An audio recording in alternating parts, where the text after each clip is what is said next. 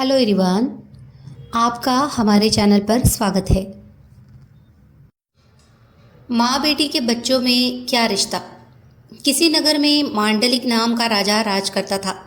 उसकी पत्नी का नाम चड़वती था। वो मालव देश के राजा की लड़की थी। उसके लावण्यवती नाम की एक कन्या थी। जब वह विवाह के योग्य हुई तो राजा के भाई बंधुओं ने उसका राज्य छीन लिया और उसे देश निकाला दे दिया। राजा रानी और कन्या को साथ लेकर मालव देश को चल दिया। रात को वे एक वन में ठहरे। पहले दिन चलकर भीलों की नगरी में पहुंचे। राजा ने रानी और बेटी से कहा कि तुम लोग वन में छिप जाओ, नहीं तो भील तुम्हें परेशान करेंगे।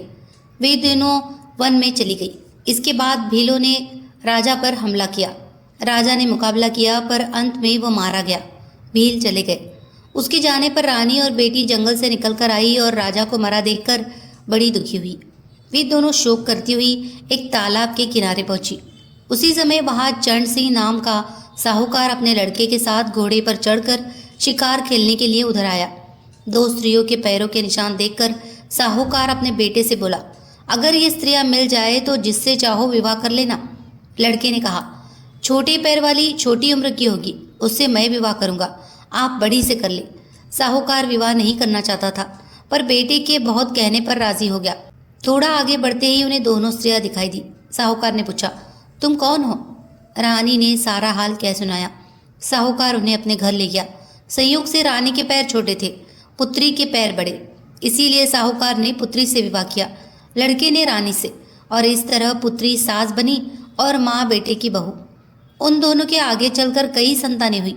इतना कहकर बेताल बोला, राजन बताइए, माँ बेटी के जो बच्चे हुए उनका आपस में क्या रिश्ता हुआ? ये सवाल सुनकर राजा बड़े चक्कर में पड़ा। उसने बहुत सोचा पर जवाब न सूझ पड़ा, इसलिए वह चुपचाप चलता रहा। बेताल ये देखकर बोला, राजन कोई बात नहीं है, मैं तुम्हारे धीरज और पराक्रम से खुश हूँ। मैं अब इस मुर्दे से निकला जाता हूँ। तुम इसे योगी के पास ले जाओ। जब वह तुम्हें इस मुर्दे को सिर झुकाकर प्रणाम करने को कहे तो तुम कह देना कि पहले आप करके दिखाओ। जब वह सिर झुकाकर बतावे तो तुम उसका सिर काट लेना। उसका बलिदान करके तुम सारी पृथ्वी के राजा बन जाओगे। सिर नहीं काटा तो वह तुम्हारी बलि देकर सिद्धि प्राप्त करेगा। इतना कहकर बेताल चला गया और राजा मुर्दे को लेकर योगी के पास आया।